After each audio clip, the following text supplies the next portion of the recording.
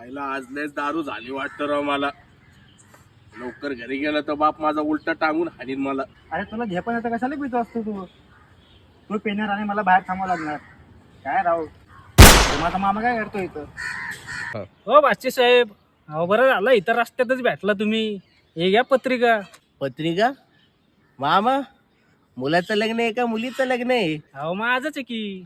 तुमचं लग्न? तुम्हाला ह्या वयात पोरगी दिली कुणी? आणि तुम्हाला ह्या वयात बॅटिंग करणं होईल का? हा? अय बाबा अय, अरे शेर बुडा हो गया फिर भी शिकार करणं नाही भुला अभी तक. मामाचं लग्न? अरे तू एवढं काय शिकवतोय? याच्या आधी मामाने 3 लग्न केले, 3 लग्न, आता हे 4थं लग्न आहे. चौथं? बरं मामा, आता जी तुम्हाला मुलगी दिली ती मुलगी आहे का 2 लेकराची आई आहे? अय भाऊ, अरे कावळ्या शेंगा खाणारा माणूस आहे मी. आणि आता जिच्या सोबत लगीन करतोय ना, 21 वर्षाची कवळी पोरगी आहे, कवळी. हा. बरं सोड, जाऊ दे. ही घ्या पत्रिका. तू बी ये लग्नाला आणि तुझ्या बायका पोरांना बी लग्नाला घेऊन ये. बरं बादशाह साहेब, मी निघतो आता. हा.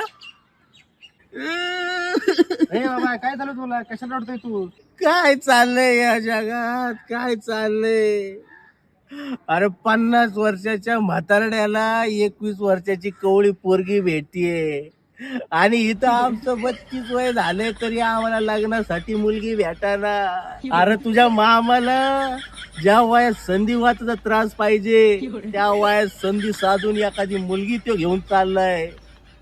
अरे ज्या वयात त्यांनी कन्यादान केलं पाहिजे त्या वयात तो एखाद्या घरातली कन्यादान म्हणून घेऊन चाललाय. उचल रे देवा, उचल आता नाही बघलं बघ. अरे ज्या वयात लोकांची ऑपरेशन होत्या त्या वयात हे म्हातारड लग्न करते. माझ्या अंगाला हळद कधी लागणार? अरे त्यांच्या वेळ नको, तुझं पण लग्न आहे.